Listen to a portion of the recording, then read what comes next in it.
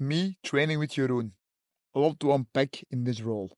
Last month we went to the IBJJF Europeans in Lisbon. What I saw there in the black belt finals changed the way I approached training. Almost every final between two black belts was won by either advantages or even decisions. Occasionally you see a takedown if two people are willing to do the stand-up fight. Sweeps or even near sweeps are very hard fought for.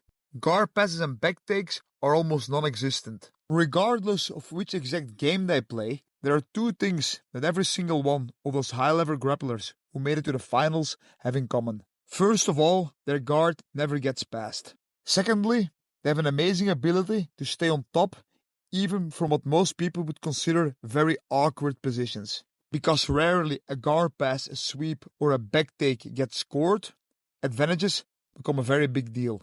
Matches are literally won by being the first to come on top in a double guard pool and then being able to stay on top for the rest of the match.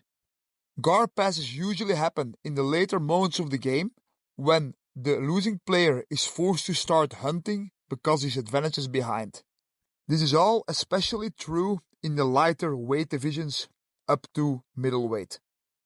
Most people are impressed by submissions, guard passes, back takes, throws or sweeps.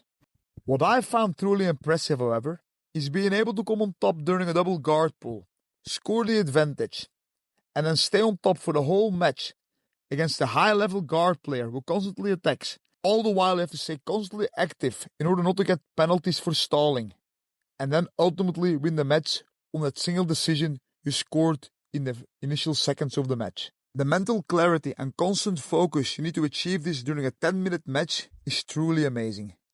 This got me thinking, how are those grapplers able to stay on top for 10 minutes, not get their guard passed for the whole match, and how do they always look active? The answer is pretty obvious really. They grip fight. If you have a good base and posture, which would be the very first requirements to even be considered a grappler, the first thing you need to initiate a guard pass or a sweep are the grips. Your two hands and 2 feet need to be in the correct spot on the right moment to execute what you were planning to do.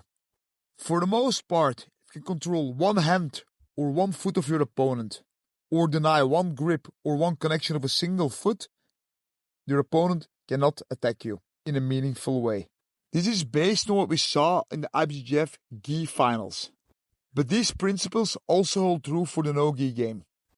Gi or no-gi are for me pretty much the same grip fighting. The only difference is no-gi is a bit quicker because in gi grips are much harder to be broken and there are no collar grips, which also change a bit the way your posture gets broken and the kind of sweeps and passes you can apply.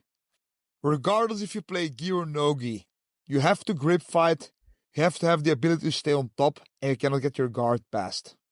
How did this change the way we train? To begin with, we count points. We count every single advantage. We fight for near sweeps, near passes, near back takes, near submissions.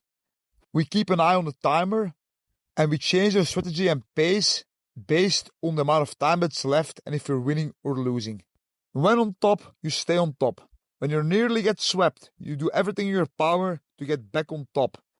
Except when you fight someone with an unpassable guard, then you maybe take the sweep, concede the 2 points, and score them back again later with a counter sweep, which is actually easier than to score an advantage or actually 2 advantages to win on someone who has an impassable or nearly impassable guard with minutes or seconds left on the timer.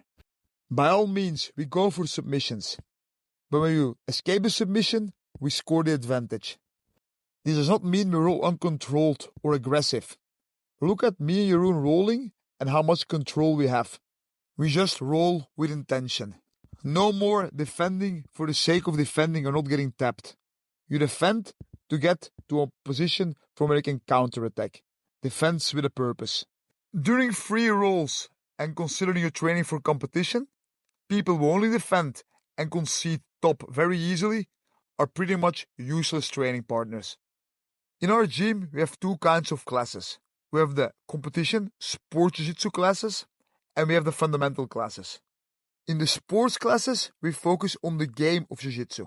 And in the game of jiu-jitsu, points, advantages and winning matters.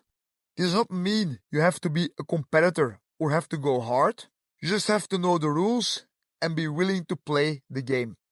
I can be a recreative chess player, enjoy the game of chess without ever entering a chess competition.